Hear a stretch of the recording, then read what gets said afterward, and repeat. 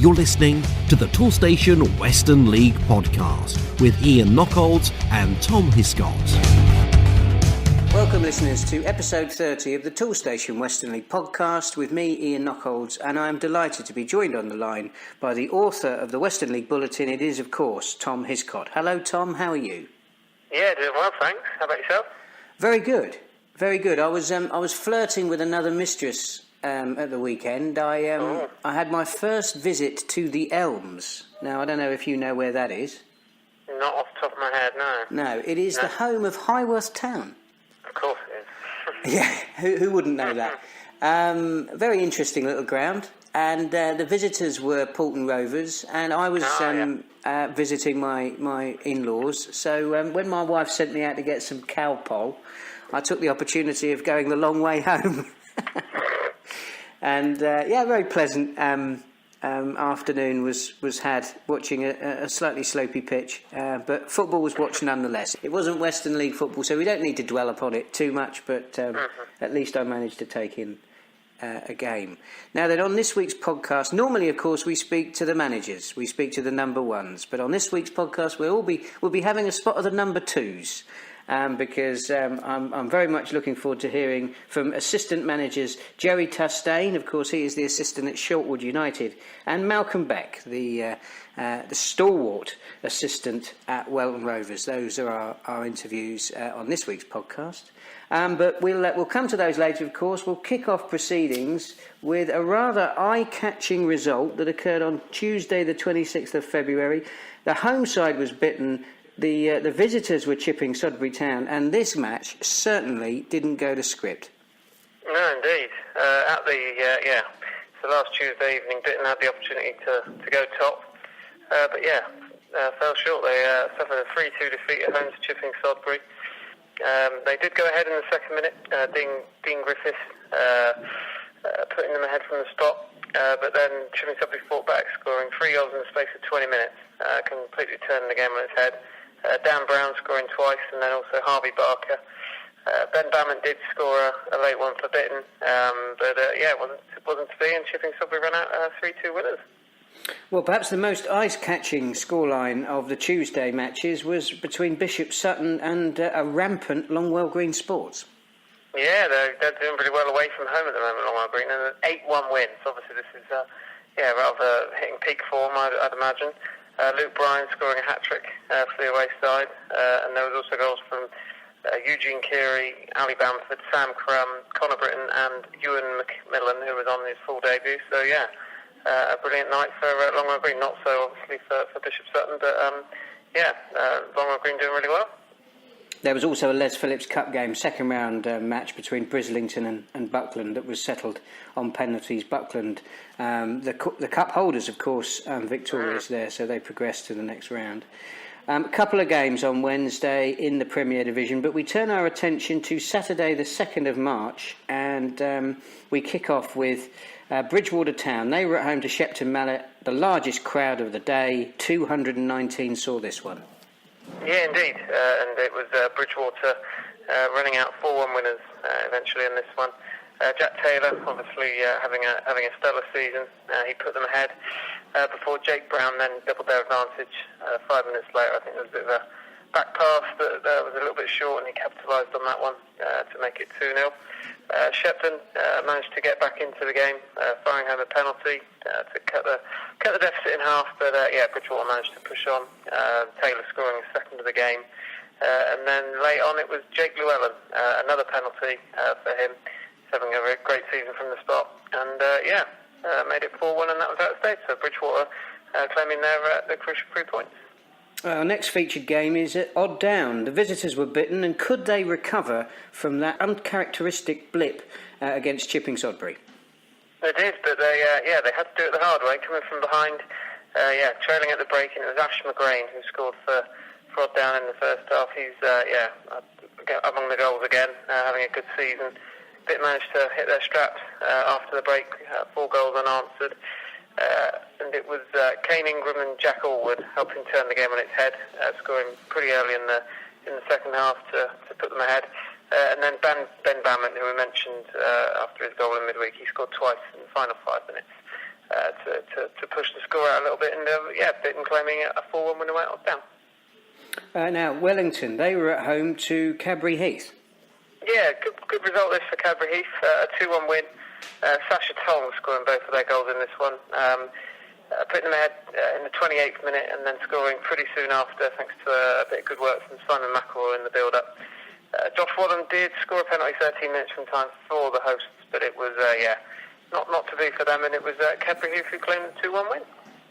And finally, in the Premier Division, Westbury United at home to Shortwood United. There can only be one winner here, Tom, surely can't there?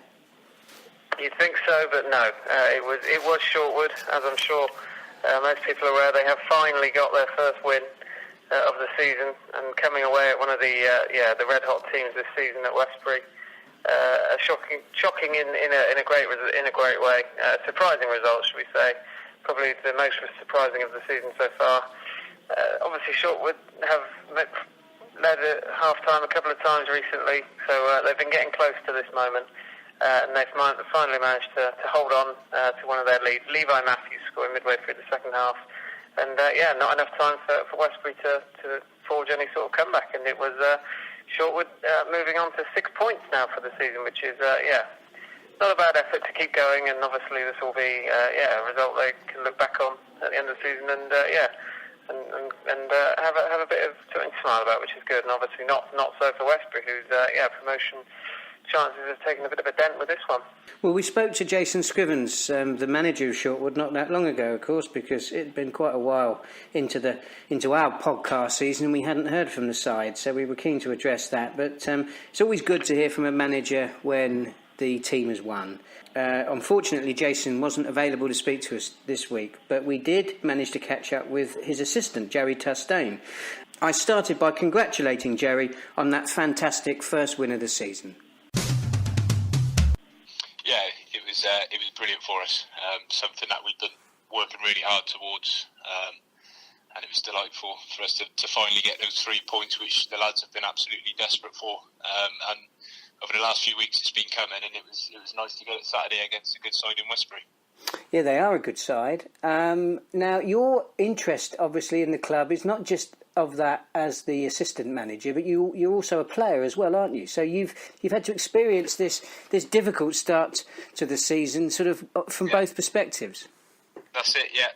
I joined back in August in a playing role, and then Coco, the assistant manager at the time, who brought me along, decided to step down for work reasons, and then I ended up taking on the assistant manager's role with Jason since then. It's probably around about late September time.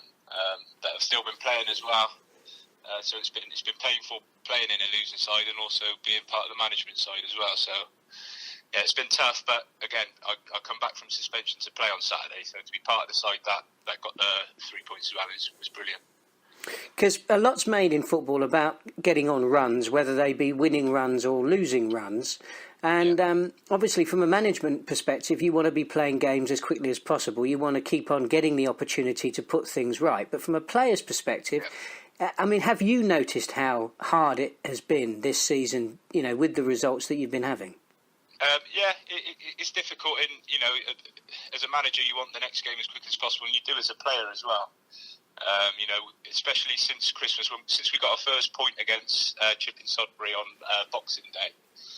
If you look at our results, other than the Shepton Mallet result, we've only been beaten by the odd goal or the point. So it's been so frustrating to not get over the line. So when the game's finished, we've been eager for the next game, and we've had no cancellations. So it's always been another 7 days. We've not had a midweek game that we can quickly turn around and play. It's been a whole week for the next game, and it is frustrating. But yeah, as whether you're a manager or a player, you get the same feeling. You just want that next game, you want that next opportunity to get the 3 points, and it's nice to finally have that monkey off the back, I suppose. And now we're buzzing for the next game, and hopefully to try and go on a run of games without defeat. Westbury isn't an easy place to go to, as many teams in the Premier Division have found out this season.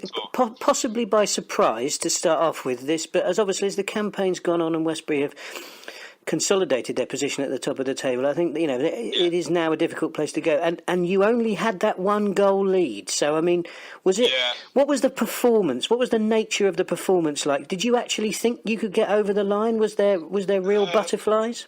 It was a dogged performance, and I can remember the last 10 minutes of the game thinking to myself, this is horrible. What if we were losing 4-0 or something, which we have done a lot during the season? It's actually more of a relaxed last 10 minutes of the game.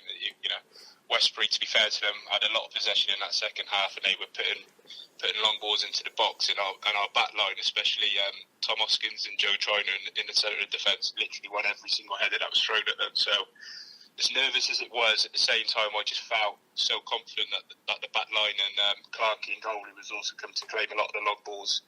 I just felt that we were coping with it, and then we were going to deal with it. But yeah, with a 1-0 lead, with a couple of minutes on the clock, you've always got that in the back of your mind that all it takes is a lapse of concentration or a bit of quality from Westbury, which they no doubt have. That it could all change in the blink of an eye. But it was nice to get over the line, and when that final whistle went, it was brilliant.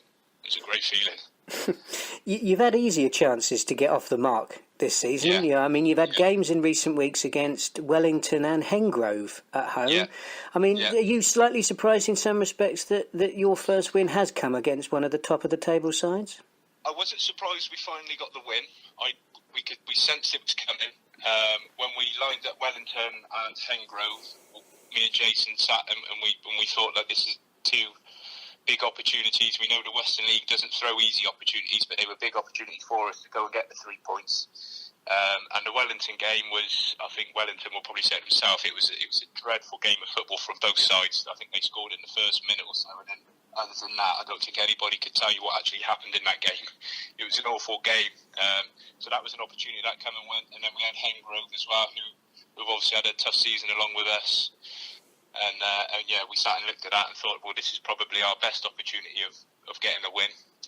Being 2-0 up at half time as well, you would have expected us to have got over the line, but we turned out in the second half with a poor performance and lost that game as well. So when the Hengrove game come and gone, we thought, well, maybe that is it. Maybe that is our big chance gone. But we knew that we've got a side now capable of putting performances in and giving sides a game. And I said to the lads before the Westbury game that regardless of where they are in the league, there is no reason why we can't go there and get a result.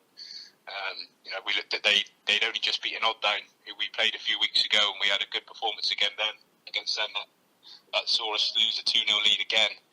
So we thought if they can just scrape past Odddown and we were better than Odddown, why can we not be better than Westbury and get a result? And the lads sort of took that on board and went and put in a stellar performance and got those 3 points out. We knew that as a side we could get against Westbury, who was second. A lot of people probably didn't expect it, and the committee probably didn't expect it. But we were well worth our 3 points on Saturday. Football is a funny old game. No sooner do we get a chance to reflect on that victory, but of course the next game's coming up, and it will be against Bridport, and they haven't been in great form recently. They've only won once in the last 6, but it's not an easy place to go, is it? So I mean, do you think you can get something out of that game? Absolutely. We'll be buoyed by the 3 points, but again, it's a side where I think they beat us 1-0 at home in a game which again was very close, and we've improved since then again. So we will go there. It is the Western League. It's tough. You've got to work extremely hard for any kind of points in this league, and Bridport probably won't want to be a side that gets beaten by Shortwood again. They'll see that we've now got those 3 points, so they'll probably pick themselves up to make sure that we don't get another 3 points. I think a lot of teams were probably sitting back against us because we were so far down the league with no wins. But now we've got that win, it will probably make sure Bridport put out a bit of a better performance to make sure that they don't let us get our second win. But yeah, we will go there hoping to get another one, absolutely. And finally, Jerry, what does the rest of the season hold for you now? Is it about building confidence within the squad with a view to the next campaign? Yeah, it's just getting as many points as we can on the board. We wanted to overtake Hengrove. When they beat us, they opened up a 12-point gap, which was always going to be difficult. We've closed that again now to 9. So if we can get above Hen Grove, that'd be fantastic, because we don't want to finish bottom. We know it's not going to be as simple as that, but we will try everything we can to make sure that we don't finish at the bottom of the table. But other than that, it's about the lads coming together still. You know, we've built a good side now that are enjoying it together. They want to stick together for next year. We've got a development side coming into Shortwood next year as well. So the club is definitely on the up. It's been a long haul of a season. We just want to get the season finished on a high, some good performances. We've got some good players, and see where that takes us into next year then. But things are definitely moving forward for us, regardless of the fact that we've gone to March with only one win in the league. And my thanks to Jerry for his time. Boss, we need some supplies for tomorrow. Oh, what's that? It's the helping hand from Toolstation. But it's, A hand, yes. It's showing me around the Toolstation website. Nice. Yeah, I've selected paints, cables, sealant and plumbing fittings. I can check up to them in its stock, hit this button, thanks hand, and it's ready to collect in 20 minutes. So get the van. Can't the hand? It can't reach the pedals. Fair enough. Click and collect. Another helping hand from Toolstation. Your best mate for the job. Moving on to the First Division, and we start with Bristol Telephones. They were at home to Sherborne Town. Yeah, indeed. And one of the two teams in pretty good form coming into this one, despite their positions in the table. Sherborne running out 3-0 victors in this one, and now 10 points from a possible 12, so they're absolutely flying at the moment. And it was all down to one man, this one. It was a Matt Day hat-trick for the away side. And yeah, as I say, 10 points from a possible 12 for Sherborne. Looking at it now, they're up in, just a quick look at the table, they're in 13th. And if they had a struggle recently, they'd probably be down in 19th. So they've really turned it round and pulled away from some of those towards the bottom. Obviously, Telephones sitting bottom, but in reach of the sides ahead. But a brilliant afternoon for the Zebras there at Stockwell Lane, a 3-0 win for Sherborne. Now, the next featured game is between Chard Town and Ashton and Backwell United. Chard, we've discussed a few times on recent podcasts, Tom. They've not been in the best of form, and that continued at the weekend. Yeah, absolutely. Seem to be stuck on 49 points, unfortunately. But Ashton and Backwell smashing through the 50-point barrier, up into third after this win, and doing really well of late. Callum Townsend, their leading goal scorer this season, he managed to put them ahead from the spot, and then it was Dan Elson midway through the second half managed to double the winning margin, and that was how it stayed. So a good away win for Ashton and Backwell, who now sit third. And our next game features Portishead against Wells City. Yeah, and it's one of those First Division games where if you looked at the table beforehand, you'd have predicted one thing, and then look at the result at full time and see the absolute opposite. Portishead 2-1 winners at home to Wales. Still in 19th, Portishead following this result. But up to 24 points rather than sitting 1 point off the bottom. So a crucial 3 points. Wales up in the top half. And it was Wales who actually went ahead. James Bisgrove volleying home, so Portishead had to come from behind. A free kick from Jasper Harlington towards the end of the first half. A direct set piece got them back on level terms. But then Harlington turned from hero to villain, getting sent off in the stoppage time of the first half. So even tougher task for Portishead. But they managed to somehow come out on top. Alex Fox scoring the only goal of the second half, and absolutely vital 3 points. And I'm sure, as I say, a result that could have big ramifications coming into the season. And our next match features Warminster Town. They've been on a good run of form. Would it continue against high-flying Cheddar? Indeed it would. A 3-0 win for Warminster. Pretty comprehensive, really. They still sit top, Cheddar, following this result. But Warminster, definitely one of the form teams. Jack Millock scoring twice for the home side. And there was also a goal from George Butler, who headed home in the second half. And a memorable victory for Andy Crabtree's side. So 3-0 victory for Warminster over table-topping Cheddar. Now, Welton Rovers, they took on another high-flying team in Keynsham Town. Yeah, and Keynsham unable to capitalise on Cheddar's slip-up. So they still sit a point behind the Cheesemen. A 2-1 victory for Welton, who obviously haven't been having the best of times recently. This was, I think, their first home league win since mid-October, so obviously Westcliff has not been the best venue for them this season, but they managed to managed to put everything together in this one, beating a Keynsham team who'd won 15 on the bounce. So yeah, there's no looking past this result. Absolutely fantastic afternoon for Welton. Aaron Sevier very much starring for the home side. He produced assists for both Shaq Green and then Dave Cooper, and it was a fight back potentially was in store late on. Carl Box sent off for the away side, who then did get a goal back through Matt Kernock. But I think it was only with about 5 or 6 minutes to go, so too little, too late. And it was Welton who gained that elusive home victory. Yeah, that was a fantastic result for the Green Army at home to Keynsham. So I thought it would be a good time to get them back onto the podcast. There's been a change of leadership at the club, and Nick Beaverstock and his loyal assistant Malcolm Beck have returned to West Clewes till the end of the season, I believe. But I thought it was a good opportunity to catch up with Malcolm Beck. Malcolm has had a very long relationship with Welton Rovers, and I started off by asking him to tell us a little bit about his association with the club. Yeah, it does go back a long way, actually. Probably a good 40 years, I would say, like, on and on. Obviously, playing-wise and managing-wise, probably 3 times manager. And obviously invited back again this year to take over when Clyde left. Because I think before that, I don't know whether it was this season or last season, you and Nick Beaverstock, the current manager, you were both involved with the reserves, weren't you? We were, yeah. We done last year, and I started off this year as well, and decided to give it a break, where I felt like the commitment of the players wasn't what I wanted or what I expected, to be honest. I was going to take some time out of the game, and that was probably October time, and then found myself straight back in at Boxing Day. It's like a drug, isn't it, Malcolm? You can't give Welton Rovers up, can you?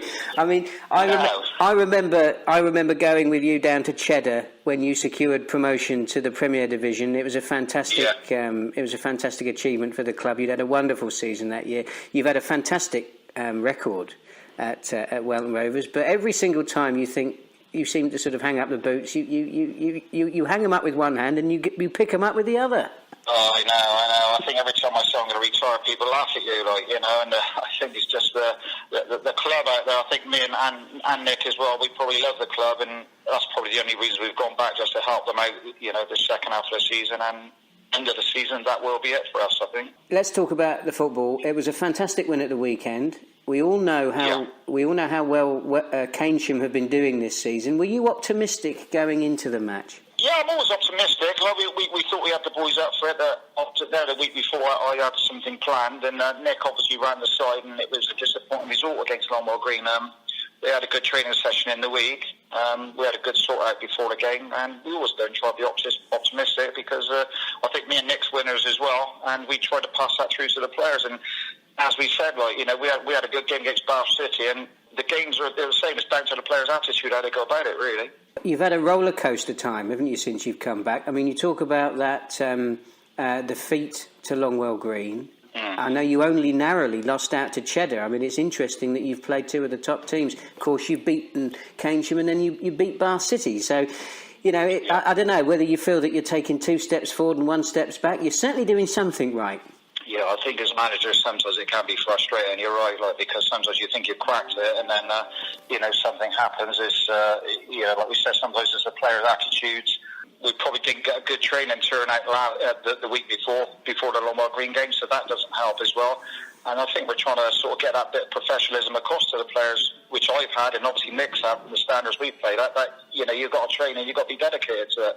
I mean, you've had a good look at Cheddar and Keynsham in recent weeks. What did you make of them two? Do you expect them to be there or thereabouts come the end of the season? Yeah, they'll be thereabouts. Yeah. They got good strikers. Defensively, they're both quite sound. We knew it would be hard, and Cheddar, we probably could have got a point out of it. Their manager said we deserved the point, and we probably did. I think their second goal was offside. That's how it goes. Football Saturday. It's Keynsham.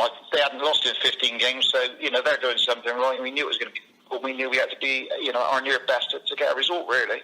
Well, it's become a massive cliche that any team can beat any other team in the Western League, let alone the First Division. It seems to be happening all the time in the First Division.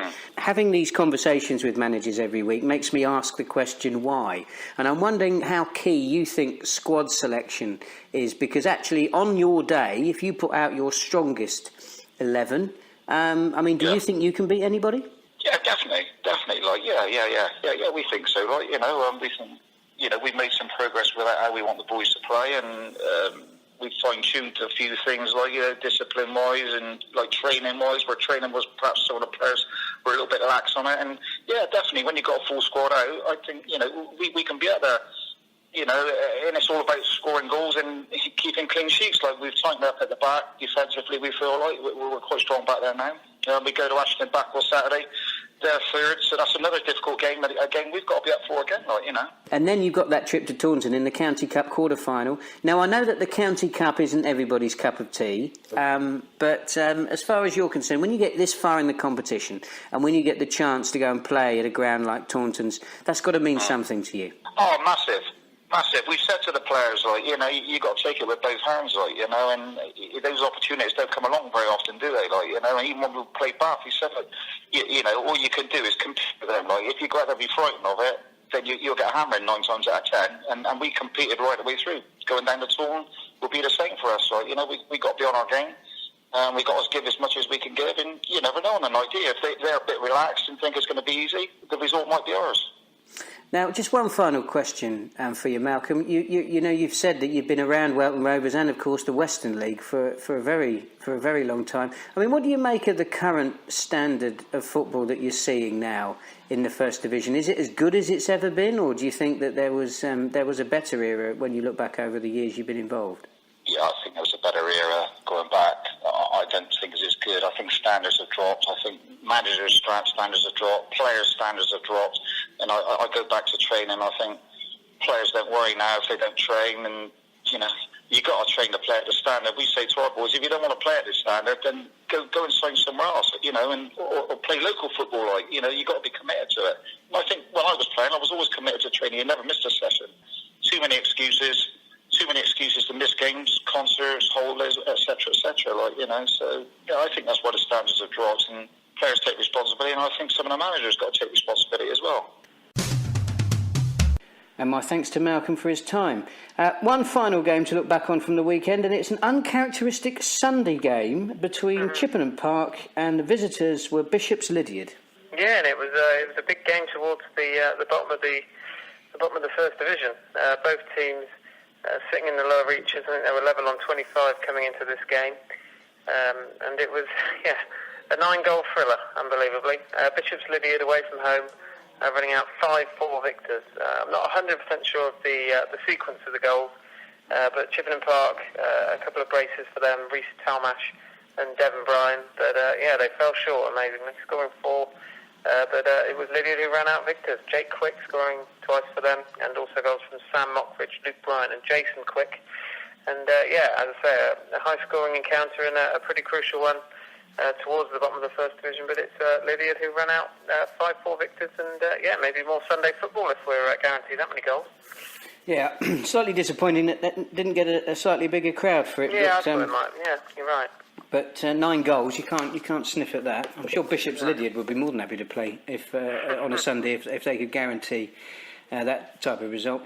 Now, if we look at the up-and-coming fixtures, obviously starting the week commencing the 4th of March, first fixtures are on the 5th of March. Depending on when you listen to this podcast, of course, these games are likely to have already happened. But one thing we will call out is that there are some Les Phillips Cup quarter-finals to be played this week. Buckland take on Cadbury Heath and Calne take on Bridgewater. Those games are being played on Tuesday the 5th of March, and then the following day, Wednesday the 6th of March, it's Plymouth Parkway, they entertain Keynsham, and Shepton Mallet, they take on Willand Rovers. So some exciting Les Phillips Cup action there. That will decide our semi-final lineup. And looking ahead to Saturday the 9th of March, Tom, what match there tickles your fancy in the Premier Division? I think there's one that jumps off the page first alphabetically, and that would be Bitton Bridgewater. Obviously, as you just mentioned, Bridgewater got a big cup tie on Tuesday evening, and then on their travels again on Saturday to take on Bitton. Bitton up in second, Bridgewater in fifth, but both of those teams in that top 5 that look set to battle it out for the promotion spots. Bridgewater probably more in need of a win just because I think they've got a couple of games in hand on them. So a big game there, and 2 teams that have certainly got some goals in them. So I'm looking forward to seeing how that one plays out on Saturday afternoon. Well, I'm going to go for another top-of-the-table clash. Not quite as high as your two, but Buckland Athletic at home to Bradford Town. I think this should be a belter. Two sides that are certainly been in good form of late, and two sides, of course, with some very impressive Western League pedigree. So I'm sure that will be a good game to take in if you are looking for one on Saturday. And in the First Division, what game have you called out there? Gone for Keynsham versus Warminster. So obviously Keynsham sitting in second just behind Cheddar. Having had a 15-match winning run come to an end, Keynsham, they'll obviously be looking to rebound at home against the Warminster side who've just defeated Cheddar. So they've knocked off one of the title favourites, and they get a crack at the other one this Saturday. So fascinating to see how that one plays out and see if Keynsham can get back on the winning path. Well, I'm gonna go for Ashton and Backwell against Welton Rovers. A good game against two sides that I think will both fancy their chances in that game. So it'll be interesting to see who comes out on top there. Just before we wrap up proceedings, Tom, I think we did the league tables last week. So would you like to take us through our hot shots in the Western League? Indeed. So I've got the top three for each division. In the Premier Division, so this is league goals alone. We've got Jack Taylor of Bridgewater, scored a couple more on the weekend, of course. He's up to 26 league goals now. Just ahead of Callum Demkiv of Westbury, who's got 22. And then Luke Mortimer of Willand, he's got 21. In the First Division, we've still got the two Cheddar chaps at the top. Adam Wright on 24, Adam Jones on 23. And then Cal Townsend, who's obviously, mentioned him earlier in the podcast. He's got 19 league goals for Ashton and Backwell this season, so he's having a good season in front of goal. And then in all competitions, so obviously including the cups, and obviously different teams play at different stages of the competition, so they get more matches, obviously. But looking at it, we've got Callum Demkiv of Westbury. He's got 30 goals in all competitions, so congratulations to him. Same as Jack Taylor of Bridgewater, so those two are in the race for the overall Golden Boot at the moment. Just behind them, Luke Mortimer of Willand on 28, and a little chasing pack. But I'm sure a couple of high-scoring games late in the season might help their cases. But it looks like Demkiv versus Taylor for the Golden Boot. Excellent stuff. Tom, thank you very much for your time as always on the podcast. We've been reviewing your bulletin. The listeners can find that on the Western League website, can't they? Yeah, indeed. So there's a tab along the top which takes you to the most recent published bulletin, and then it's also on the homepage where you can download it as a PDF and read to your heart's content. That should come out sort of Sunday lunchtime, early Sunday afternoon most weeks. Every week, So that's still going, and plenty more to look forward to this season. Excellent stuff. And have you penned your column for the non-league paper?